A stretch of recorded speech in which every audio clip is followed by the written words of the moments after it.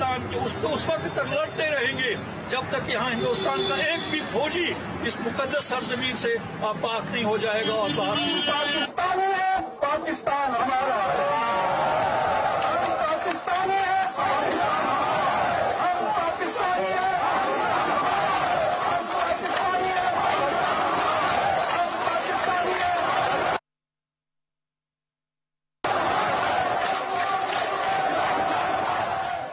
अस्सलाम वालेकुम नाज़रीन, प्रोग्राम में खुश आमदीद कहते हैं। आज हम बात करेंगे मरहूम सैयद अली गिलानी साहब के हवाले से।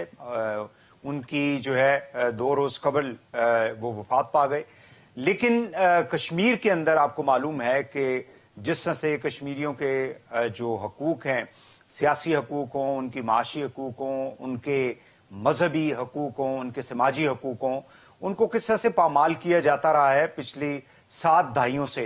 लेकिन ये जो वाकया है, इसमें एक शख्स जो है वो दुनिया से रुखसत हो जाता है। सियासी लीडर है, उसका एक कश्मीर के हवाले से, कश्मीरियों के हवाले से एक बहुत बड़ा कदकाठ था। उनकी एक लॉन्ग हिस्ट्री है sacrifices for the people of Kashmir. लेकिन जिस तरह से उनको रात के अंधेरे में इंडियन गवर्नमेंट, मोदी की जो हुकूमत है, उन्होंने उनको एक बेहतर तरीके से नमाज जनाजा की इजाजत नहीं दी, उनकी तदफीन की इजाजत नहीं दी, तो क्या खौफ हो सकता है बावजूद इसके कि 1 लाखों की तादाद में फोर्सेस जो है उनको कश्मीर के अंदर डिप्लॉय किया हुआ है इंडियन गवर्नमेंट ने पिछली 7 दहाइयों से। इसके अलावा भी हम देखते हैं कि हिंदुस्तान के अंदर जो इंसानी हकूक के हवाले से खासकर जो इकलियतें हैं, माइनॉरिटीज हैं, जिसमें मुसलमान हैं, जिसमें सिख हैं, जिसमें ईसाई हैं, जिसमें इवन के लो कास्ट हिंदूज जो हैं, दलित जिनको कहा जाता है, उस हवाले से भी बहुत ज्यादा इंटरनेशनली हम देते हैं कि रिपोर्ट्स आती हैं, यूरोपियन की, अमेरिकन की, यूएन की, लेकिन उसके ऊपर मोदी सरकार जो है वो टस से मस नहीं होती है। इस हवाले से हम गुफ्तगू करेंगे कि जो इंसानी हकूक की पामाली खसूसन कश्मीर के अंदर और जनरली जो इंडिया के अंदर हो रही है, उसको किस तरह से इंटरनेशनल कम्युनिटी और खुद इंडिया के अंदर बसने वाले जो है उसको रोक सकते हैं, इसमें हम बात करेंगे। हमारे साथ मौजूद है major general retired SP Sinha साहब। आप इंडिया से हमें ज्वाइन कर रहे हैं, बहुत शुक्रिया जी आपका, आपने हमें टाइम दिया। लॉर्ड नजीर साहब, आप कश्मीरी रहनुमा हैं, लंदन से हमें ज्वाइन कर रहे हैं, बहुत शुक्रिया आपका भी। लॉर्ड नजीर साहब, ब्रिगेडियर रिटायर्ड फारूक हमीद साहब लाहौर से हमें ज्वाइन कर रहे हैं, और वो डिफेंस और पॉलिटिकल एनालिस्ट हैं, आपका भी बहुत बहुत शुक्रिया। सिन्हा साहब, बात का आगाज आपसे करते हैं कि मोदी सरकार जो है, गवर्नमेंट जो है, वो इतनी खौफजदा क्यों है कि एक दुनिया से 92 साला उम्र रसीदा कश्मीरी लीडर जो है रुखसत हो जाता है, तो उसको उनकी जो नमाज जनाजा और तदफीन जो है उसको भी बेहतर तरीके से अदा करने के लिए नहीं इजाजत दी गई, और रात के अंधेरे में उनको जो है उनकी तदफीन कर दी गई। ये खौफ क्यों पाया जाता है मोदी हुकूमत में? कोई खौफ नहीं है। देखिए, लॉ एंड ऑर्डर समस्या को ध्यान में रखते हुए सरकार ने प्रिकॉशनरी कदम उठाए कि शांति बनी रहे, और जिसको जाना हो चला गया, लेकिन उनका नाम लेके यदि बवाल होता है और इनोसेंट लोग मारे जाते हैं तो ये सरकार पे भी प्रश्न चिन्ह उठता है कि उन्होंने हिफाजत लोगों की क्यों नहीं की। तो ये लॉ एंड ऑर्डर समस्या है। लॉ एंड ऑर्डर समस्या देश की सरकार कैसे टैकल करती है, ये उनकी सूझबूझ है। उस पर किंतु परंतु करना या प्रश्न उठाना मेरा ख्याल नहीं है ये सही होगा। आप लोग को मतलब, चले मैं आपको एक आपके फॉर्मर होम मिनिस्टर की एक चदम बराम साहब की एक साउंड सुनाता हूं। मैं चाहूंगा कि 370 के हवाले से उन्होंने जो पार्लियामेंट के अंदर कहा, अगर आप काइंडली ये सुन ले तो उसके बाद आप रिस्पॉन्ड कर दें please. You have corrected, quote unquote, a so-called injustice of history. You are wrong, and history will prove you to be wrong, and future generations will realize what a grave mistake this House is making today. जी जन साहब, ये आपके अपने farmer home minister हैं, उन्होंने 370 और 35A के हवाले से कहा था कि हिस्ट्री भी आपको गलत प्रूफ करेगी और आप एक गलत फैसला करने के लिए जा रहे हैं।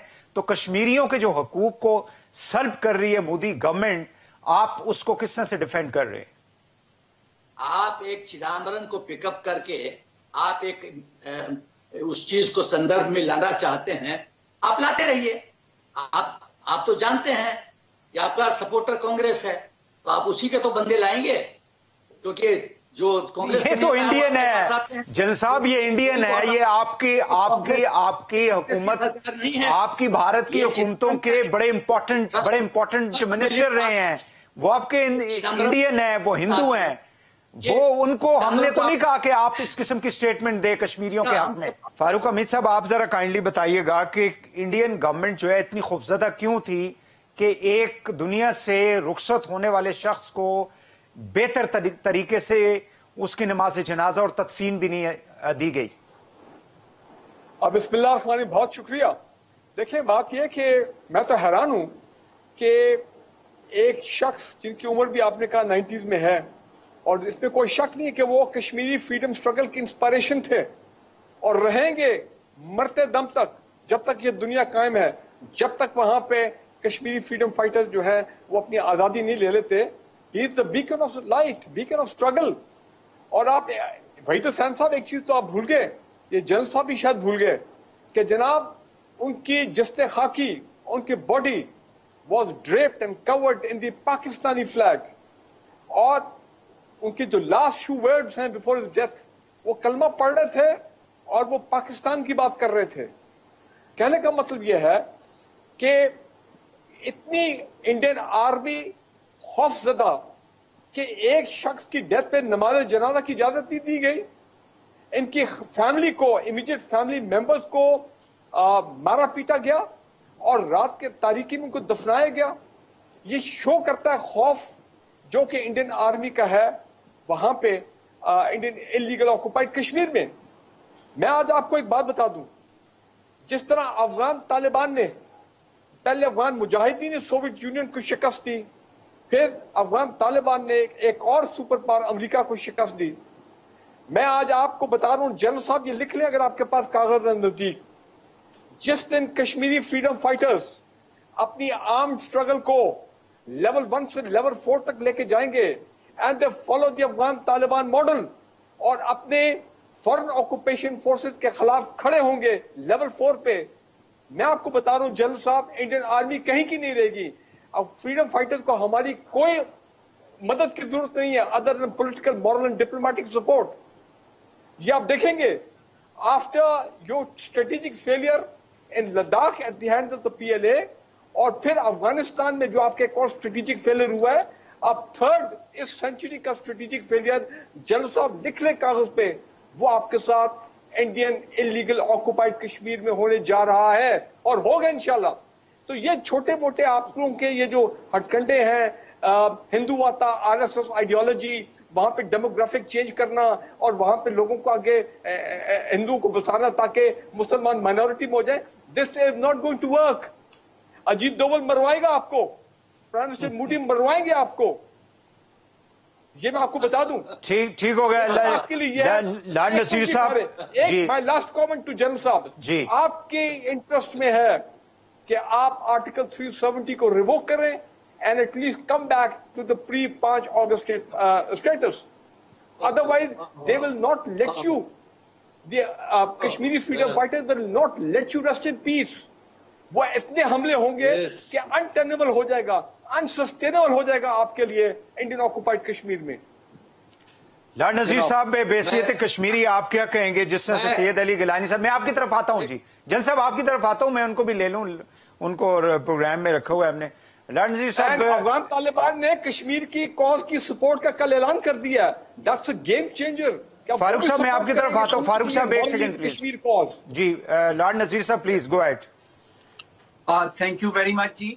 मैं सिर्फ ये कहूंगा कि सैयद अली गिलानी साहब कश्मीरी लीडर और सिंबल ऑफ रेजिस्टेंस, पूरी जिंदगी उन्होंने जो है वो मुश्किलात से गुजारी, और जिस तरह जनरल साहब फरमा रहे थे कि उनके साथ इससे भी सख्ती से उनको डील करना चाहिए था। 12 साल वो बीमार आदमी, मेरी उनके साथ गुफ्तगू भी होती थी जब वो हाउस अरेस्ट, उनको मेडिकल जो है वो असिस्टेंस की जरूरत थी, उनको दवाइयों की जरूरत थी, उनको चेकअप की जरूरत थी। हिंदुस्तान गवर्नमेंट ने जो फैशिस्ट गवर्नमेंट है उन्होंने इजाजत नहीं दी। लेकिन इससे भी जरा मैं जनरल साहब से ये सवाल करूंगा, ये जज्बात की बात नहीं है। आप कहते हैं ना हिंदुस्तान की जो एक्सट्रीम लॉबी है वो कहते हैं कि कश्मीर अटूट अंग है।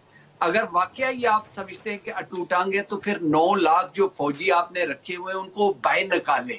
बाहर निकालें, मैं कश्मीरी हूं, मैं आपको चैलेंज करता हूं, बाहर निकालें और फिर उन लोगों को राइट दें कि वो डिसाइड करें। ये 370-35 ए को जरा छोड़ें, आप उनको इजाजत दें अंडर यूनाइटेड नेशंस ऑस्पिसेस के वो डिसाइड करें अंडर राइट जो उनको यूएन रेजोल्यूशंस के तहत जो आज भी वैलिड है, बाय द वे वो खत्म नहीं हुए, कि free fair and impartial plebiscite so they can decide their own future. The truth is कि आप डरते हैं, आपको खौफ है, आपको पता है कि मेजॉरिटी लोग, इसीलिए आप अब जो ज्यादा कंसंट्रेशन ये डेमोग्राफिक चेंजेस का आप जम्मू में करने की कोशिश कर रहे हैं, ताकि एक लद्दाख में तो लोगों ने अब रिजेक्ट कर दिया है जो आपने उनके साथ किया था, तो ये भी करेंगे। लेकिन आप ये जानबूझ के जो डेमोग्राफिक चेंजेस, लोगों को अपने फौजियों को वहां पे बसाने के और लोगों को हिंदुस्तान के दूसरे इलाकों से लाके गैर कानूनी उनको बसाने की कोशिश कर रहे हैं, दैट विल नॉट वर्क। और आपके अपने गांधी जी ने कहा था कि जब अगर जबरदस्ती कहीं भी आप कब्जा करने की कोशिश करें तो लोग जब रिजेक्ट कर देते हैं, you can never win hearts and minds by force.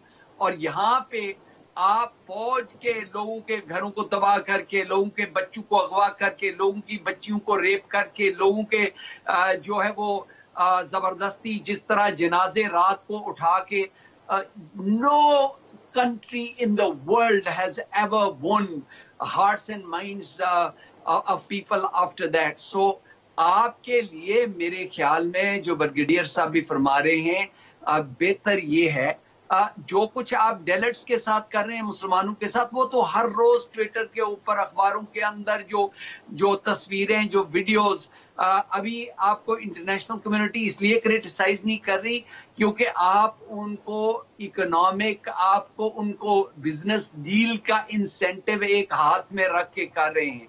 बल्कि मैं तो ये भी कहूंगा कि आपके मुल्क के अंदर तो IAEA को प्रॉपर इन्वेस्टिगेशन करनी चाहिए कि इन 3 महीनों में 4 बार तो आपका जो न्यूक्लियर एक्टिव मटेरियल, जो रेडियो एक्टिव मटेरियल जो है वो ऑन मार्केट बिक रहा है। ये तो जनरल साहब आपके अपने अखबारात बता रहे हैं। So they has to be international. आपके मुल्क के अंदर बहुत सारी और प्रॉब्लम्स हैं, तो कश्मीरियों को राइट ऑफ सेल्फ डिटर्मिनेशन दे दे ताकि वो खुद फैसला करें। ठीक हो गया लॉर्ड साहब, मैं एक शॉर्ट ब्रेक लूं, वापस आके जन साहब की तरफ जाऊंगा। काफी सवालात उठाए हैं फारूक साहब ने भी और लॉर्ड नजीर साहब ने भी। बात करेंगे ब्रेक के बाद, हमारे साथ रहिएगा।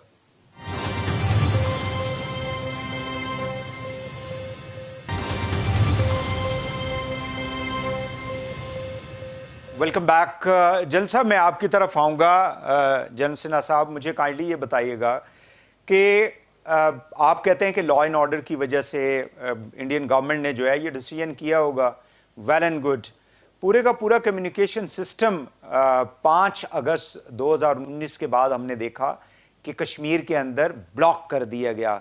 अगर वहाँ पे आप समझते हैं कि इंडियन गवर्नमेंट जो है वो बड़ी कंफर्टेबल है, लोग जो हैं वो उनके साथ बहुत, उनको प्यार है, मोहब्बत है, उनके साथ रहना चाहते हैं, सैयद अली गिलानी जैसे जो बहादुर और जुर्रतमंद लोग जिन्होंने सारी उम्र जो है वो इंडियन की जो तसल्लुत था उसको रिजेक्ट किया, तो ये सारा कम्युनिकेशन सिस्टम बहाल करें। इंडियन के मीडिया तो कम अज कम कश्मीर के अंदर जाने दें। ये क्यों नहीं करती मोदी सरकार? नहीं, पहले तो आप मुझे बताइए कि आप आर्टिकल 370 कैसे लगा आपने जनरल साहब जरा फिर 2 मिनट दें मुझे मैं कश्मीरी हूं, मुझे जवाब देने दें। जनरल साहब, आपकी जो गवर्नमेंट थी, आपका गवर्नर ने दुनिया को झूठ बोला और ये जब आपने अगस्त में ये ऑर्डर किया, जुलाई में दुनिया को आपने बताया कि यहाँ पे जो यात्री आए हुए हैं उनको वापस बुला रहे हैं क्योंकि वहां पे टेररिज्म का खतरा है और कोई ना कोई यहाँ पे हादसा होने वाला है। आपने कर्फ्यू इंपोज किया, 40,000 फौजी क्योंकि हमेशा जनरल साहब आपकी हुकूमत जो है वो दिल्ली वाले झूठ बोलते हैं, मिनिस्ट्री इंटीरियर ने झूठ बोल के वहां पे भेज के उन्होंने जो वहां की जो असेंबली है उसको डिसॉल्व किया।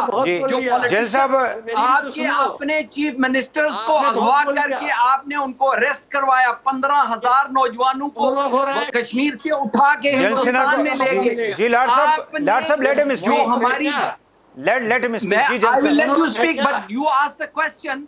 ये मोनोलॉग है It's क्या? unfair to ask the question to anchor. I am replying as a Kashmiri that your government in Kashmir, जो आपकी पपेट गवर्नमेंट वैसे जो दिल्ली में बैठे हैं वो झूठ बोलते हैं, दुनिया को झूठ बोला, दुनिया ने लॉर्ड नजीर साहब, लेट हिम। लॉर्ड नजीर साहब, जल साहब को, जी जल साहब गो अहेड। ऐसा है, देखिए, महाराजा हरि सिंह ने इंस्ट्रूमेंट ऑफ एक्शन हिंदुस्तान के साथ साइन किया था, पाकिस्तान के साथ नहीं। Against the wishes of the Kashmiri people. Against the wishes of the Kashmiri people. देखिए, इंटरफेयर कीजिएगा फिर मैंने बोलूंगा। आप मुझे मेरी पॉइंट कंप्लीट करने दीजिए। जी प्लीज गो अहेड। इंटरफेयर 370 ये महाराजा हरि सिंह ने इंस्ट्रूमेंट ऑफ एक्सेशन साइन किया, ये हमारा क्षेत्र है। अब पाकिस्तान मुस्लिम कार्ड खेल के वहां जिहादी को भेज के महबूबा और फारूक अब्दुल्ला ऐसे लोगों को पॉकेट में रख के समझता है पाकिस्तान कि वो कश्मीर को हमसे छीन लेगा। ये मैं बताना चाहता हूँ, ये संभव नहीं है। ये हिंदुस्तान में ये अब संभव नहीं है।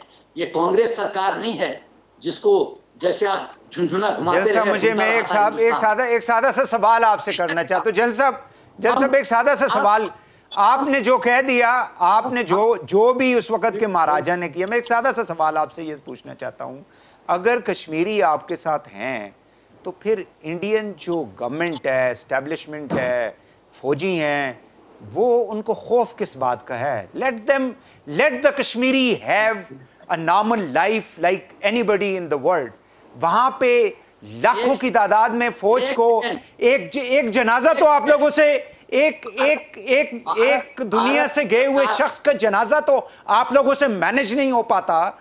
आप लॉ एंड ऑर्डर की बात करते हैं, रात के अंधेरे में चंद लोगों को इजाजत देते हैं कि वो जनाजे को तदफीन कर दें, इतनी तो आपकी हैसियत है। दूसरी तरफ आप कहते हैं कश्मीर हमारा है। ये तो ज्यादती की बात है ना, ये तो झूठ की बात है, ये प्रोपेगेंडे की बात है। पहली बात तो ये है, मैं फिर से रिपीट करता हूं, पाकिस्तान यदि समझता है कि मुस्लिम कार्ड खेल के महबूबा अब्दुल्ला ऐसे राष्ट्रद्रोही का सपोर्ट लेके टेरर फंडिंग करके वो कश्मीर को हमसे छीन लेगा, तो भूल जाओ। कोई भी टोपी पहन के कोई आतंकी आएगा, हम उसको ठोकेंगे। और लोग जो समझते हैं कश्मीर से बाहर आके कि बड़ी बड़ी बातें करते हैं कि हम ये कर लेंगे वो कर लेंगे, अरे जोर तो अजमा लो भाई। अरे हम मोड़ के आपसे बनवाएंगे हम जो। जी ब्रिगेडियर फारूक साहब, मैं फिर लॉर्ड नजीर साहब की तरफ। जी अब जनरल साहब सुन ले जरा, जनरल साहब अब आप काइंडली सुन ले। फारूक साहब मैं आपकी तरफ आता हूँ। लॉर्ड नजीर साहब मैं आपकी तरफ आता हूँ, एक सेकंड। जी ब्रिगेडियर साहब, अब जनरल साहब को मेरी गुजारिशात भी सुन लें। आप कहते हैं मुस्लिम कार्ड, और भाई ये तो है ही जनरल साहब, it is a Muslim dominated region. और आप कहते हैं इलीगल क्यों? भाई आपने यूनाइटेड नेशन इसको समझता है डिस्प्यूटेड टेरिटरी है। It is an unfinished agenda of the 1947 जो पार्टीशन हुआ, ये तो यहाँ पे प्लेबिसाइट होना है, जो कि आपके अपने नेहरू साहब सारे जब केस लेके गए थे यूएन में, तो अब आप उससे हट रहे हैं। तो ये तो this is a disputed region. Number 2, आपने जनाब बात की, मैं आपको बताऊं, जनरल साहब काइंडली सुन ले, फिर मैं आपकी तरफ आपको पूरा टाइम दूंगा। जनरल साहब जरा सुन लें, जनरल साहब काइंडली सुन लें। बुरहान वानी जो who represents the young generation, the youth, the young generation of Indian occupied Kashmir, जिन्होंने हथियार आपके खिलाफ उठाए हैं, इंडिजिनस स्ट्रगल है। वैसे तो आपने डबल फेंसिंग बीच में क्यों हुई है, सवाल नहीं पैदा होता कि कोई यहाँ से वहां पे जाए। आपने फेंसिंग की हुई है लॉर्ड ऑफ कंट्रोल के ऊपर, वो काफी है। Burhan Wani represents the freedom struggle of the young freedom fighter, और गिलानी साहब was the topmost spiritual leadership of the resistance of freedom movement। और आप रोज हम क्या देखते हैं, रोज हम देखते हैं, आप बात कर रही अपना ये लॉ एंड ऑर्डर की, रोज हम देखते हैं इंडिया के अंदर लिंचिंग्स हो रही है, mob lynchings of by Hindu mob of the Muslim. हम रोज सुनते हैं आप कैसे एथनिक क्लीनिंग कर रहे हैं कश्मीरी नौजवानों की, द यूथ ऑफ कश्मीरी, उनकी एथनिक क्लीनिंग कर रहे हैं, एनफोर्स डिसअपीयरेंस चल रही है, एक्स्ट्रा जुडिशियल किलिंग चल रही है इंडियन इलीगली ऑक्युपाइड कश्मीर ने। So Jan साहब, this is going to haunt you. It is coming. It is only a matter of time when the Kashmiris are going to get you. ठीक हो गया Lord नजीर साहब। एक मिनट जी, Indian army को इतना नुकसान पहुंचाएंगे, इतना नुकसार पहुंचाएंगे इंडियन आर्मी। लॉर्ड नजीर साहब एक सेकंड लॉर्ड नजीर साहब आएंगे ना अजीत डोभाल के काम आएंगे। मैं सिर्फ एक करेक्शन करना चाहता हूँ। जनरल साहब का नॉलेज तो डेफिनेटली होगा, इंडियन साइड का जो नॉलेज है, ये जरा मेरी बात भी सुन लें। वो उन्होंने अपनी किताब में बड़ी जबरदस्त लिखा कि ये जो इंस्ट्रूमेंट जो जिसका आप जिक्र कर रहे हैं ये फेक है। लेकिन दूसरी बात जो वहीद साहब ने कही है, क्योंकि आपको पता है कि यूनाइटेड नेशंस के रेजोल्यूशन ये किस कोई हिस्टोरियन लिख दिया उस पर आप विश्वास कर रहे हो। जनरल साहब जरा सुन ले, फिर आप अगर आप जवाब देंगे तो आपकी आवाज जो है वो व्यूअर्स तक जाएगी। आप लेट हिम कंप्लीट। अच्छा, अगर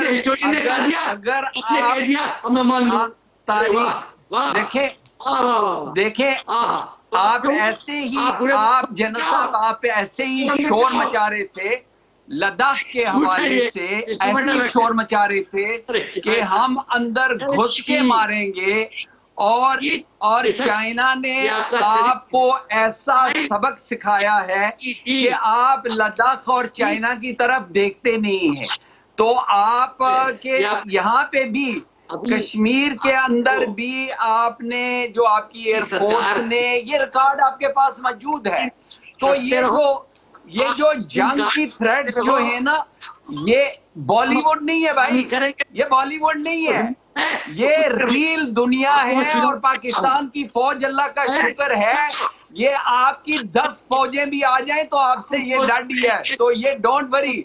तो आप जब भी आपका वक्त आएगा आपको मौका दिया जाएगा।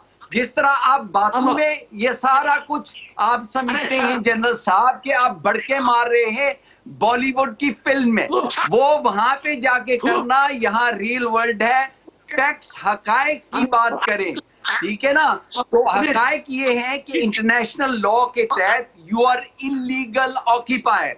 इंटरनेशनल लॉ के मुताबिक you should hold a free fair and impartial plebiscite. International law के मुताबिक, और फिर क्योंकि रियलिटी ऑन ग्राउंड ये है कि सैयद अली गिलानी अल्लाह उस पर मगफरत फरमाए, उससे लेकर बुरहान वानी तक और जितने भी लोग वहां कश्मीर में हैं, आज ट्राई कर लें। अगर आप इतना समझते हैं ना कि आप इतने जनाब वो करते हैं लोगों से मोहब्बत, तो लोगों को कहें कि आप फैसला कर लें, तो आप नहीं कर सकते, इसलिए क्योंकि Kashmir would never be part of India. चलो मैं जन साहब मैं एक शॉर्ट ब्रेक ले लूं, फिर आपकी तरफ जन साहब आता हूं। और अब पूरी बात अगर आप सुन लेते दोनों मेहमानों की तो आराम से आप अपना जवाब देते तो बेहतर होता। लेकिन मैं आपकी तरफ आ रहा हूं ब्रेक के बाद। नाज़रीन, प्रोग्राम जारी रहेगा, ब्रेक के बाद हमारे साथ रहिएगा।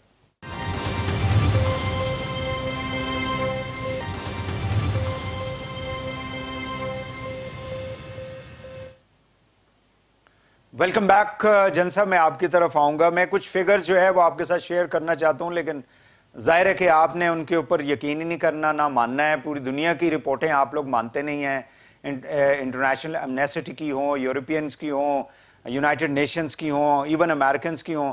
1989 से अभी तक तकरीबन 1,62,000 कश्मीरियों को आप लोगों ने शहीद किया है। 96,000 जो हैं वो उसके अंदर डिसअपियरेंसेस हैं। कस्टोडियन किलिंग तकरीबन 8,000 की हैं। 1,08,000 बच्चों को आपने यतीम किया है। गैंग रेप जो है वो तकरीबन 13,000 से ज्यादा आप लोग कर चुके हैं। इसी तरह 19 के बाद की अगर आप देखें तो 430 के करीब शहादतें हैं। एक लंबी लिस्ट है। सवाल मेरा सिंपल यही है, आप कहते हैं जी कश्मीर आपका है, कश्मीरी आपके नहीं है, आपको जमीन का टुकड़ा चाहिए, कश्मीरियों के साथ आपका कोई ताल्लुक ही नहीं है। तो ये जिस तरह से आप बात कर रहे हैं फोर्स से, ताकत से, ये मुख्तलिफ किस्म के टेररिस्ट एक्ट्स जो आपने लगाए हुए हैं, do you think this will resolve the issue of Kashmir? आप जब लोकल फीलिंग्स की बात करते हैं तो बलूचिस्तान क्या है, सिंध क्या है, उसके बारे में आपका क्या विचार है? बलूचिस्तान में कुलभूषण यादव कौन है? बलूचिस्तान में कुलभूषण यादव कौन है? बलूचिस्तान में बीएलए किसने बनाई है? बलूचिस्तान के चंद जवानों को गुमराह करके उनको इंडिया ने अपने पास क्यों पाल के रखा हुआ था? बलूचिस्तान में कुछ भी नहीं है। वहां पे इस वक्त सी पैक चल रहा है, वहां पे डेवलपमेंट हो रही है, वहां पे रोड में पूरी दुनिया वहां पे इन्वेस्टमेंट कर रही है। बलूचिस्तान का सब मिडल तो आप लोग जो मर्जी है कर लें जनरल साहब। बलूचिस्तान में जहां जहां भी आप लोग कामयाब नहीं हो सकते, अल्लाह का शुक्र है पाकिस्तान की जो इंस्टीट्यूशंस है, पाकिस्तान की फौज, पाकिस्तान के इदारे, पाकिस्तान की गयूर अवाम इतनी मजबूत है कि वो आप जैसे कुलभूषण यादव जितने भी आप भेजेंगे वो सारे के सारे एक्सपोज होंगे और नाकाम होंगे। किस तरह से उन्होंने अधर्मी व्यवहार किया है ये आपसे छुपा हुआ है। आप तो जर्नलिस्ट हो, आपको नहीं पता है, मुझे बताने की जरूरत है क्या? आप लोग पूरे रीजन के अंदर हर नेबर के साथ आप लोगों ने फड्डा किया हुआ है। हर नेबर को आप लोग तंग करते हैं। तमाम जितने भी अकलियतें हैं हिंदुस्तान के अंदर उनके हकूक को पामाल करते हैं। आप लोगों का ये किरदार है पूरी इंडिया के और पूरी दुनिया के अंदर। आप जर्नलिस्ट हो, हम लोग को सुनने के लिए बुलाए हो कि अपना लाला अमरनाथ की आप गलत बात करते हैं, आप गलत बात करते हैं ना, आप दुरुस्त बात करते नहीं है। तो आप सही बात कर रहे हो सर? बिल्कुल सही बात कर रहा हूं। आप सब सत्य बोल रहे हो, मैं सब झूठ बोल रहा हूं, यही ना? ये तो आप खुद कह रहे हैं कि आप झूठ बोल रहे हैं। ये तो आप खुद कह रहे हैं। आप ट्विस्ट मत क्या करो, ये पाकिस्तान की पुरानी आदत है चीजों को ट्विस्ट करना। मैं बोल रहा हूं। अच्छा ये बता दें कुलभूषण यादव साहब जो हैं वो यहाँ पे क्या करने आए थे, ये बता दें। ये पाकिस्तान का पुराना ट्रेट है, मैं जानता हूं। ये कौन है? वो तो अगर वो इंडियन नहीं है तो इंडियन एम्बेसी के लोग जाके क्यों उनसे मुलाकातें करते हैं? बोलने के लिए बुलाए हो कि आप अपना बोलते रहो जी। जनरल साहब मेरी बात सुने, कुलभूषण यादव सर इंडियन नहीं है, वो एक हाजिर सर्विस रॉक और इंडिया का हाजिर सर्विस नेवल ऑफिसर है। हमारे पास he is a living trophy, a live trophy जो हम पूरी दुनिया को दिखाते हैं जब वो आते हैं पाकिस्तान। ये देखो प्रूफ है इंडियन इन्वॉल्वमेंट इन बलूचिस्तान। ये है उनकी टॉप टेररिस्ट जो उनके बलूचिस्तान में दहशतगर्दी करवा रहे थे। और दूसरा जनरल साहब, ये फॉल्स फ्लैग ऑपरेशन बंद कर दें, पूरी दुनिया समझ गई है। जितना रिपोर्ट आप false flag operation Indian occupied Kashmir में कराते हैं वो सारे नाकाम हो गए। नजीर साहब फाइनल वर्ड जी, because I have a short of time जी, 1 मिनट है। मैं वहीद साहब मैं सिर्फ गुजारिश करूंगा कि जनरल साहब with all due respect general साहब की परफॉर्मेंस बहुत कमजोर थी, इसलिए क्योंकि ये जज्बाती हो रहे हैं, ये हकायक और जो इंटरनेशनल फैक्ट्स हैं उसके ऊपर बात नहीं कर रहे। देखिए ये समझते हैं कि ये बॉलीवुड की किसी फिल्म में बैठ के डायलॉग बोल रहे हैं और जज्बात से वो जिस तरह ठाकुर आके वो सबको डांट देता है, क्योंकि ये जनरल हैं, शायद अपने सिपाहियों को भी ऐसे ही डांटते होंगे। लेकिन हकायक ये हैं, जिस तरह आपने कहा, मैं कहना चाहता हूं चाहे वो बांग्लादेश हो, श्रीलंका हो, चाहे वो नेपाल हो, चाहे वो पाकिस्तान हो, चाइना हो, सबके साथ हिंदुस्तान ने पंगा लिया हुआ है, क्योंकि इंशाल्लाह हिंदुस्तान टूटेगा और आप इस छोटे से हिस्से में उसके मेंबर होंगे, जनरल वहां पे लग जाए बेशक। Indian illegally occupied Kashmir will be the Indian graveyard in this century very soon. और आज मैं देख रहा हूँ कि DGI से हमारे सरकारी विजिट पे अफगानिस्तान गए हैं, धुआं सारा इंडिया से उठ रहा है। लाहौर में बैठ के अक्रॉस द वाघा बॉर्डर धुआं ही धुआं है इंडिया के अंदर। जब सब सोचे ये हो क्या है। बहुत शुक्रिया। बहुत शुक्रिया जी, तीनों मानों को बहुत बहुत शुक्रिया। मैं जनरल रिटायर्ड SP सेना साहब भारत से हमारे साथ थे, लॉर्ड नज़ीर साहब लंदन से हमारे साथ थे, ब्रिगेडियर फारूक हमीद साहब, तीनों मानों का शुक्रिया। नाज़रीन आज के लिए इतना ही, इजाज़त दीजिए, अल्लाह हाफ़िज़।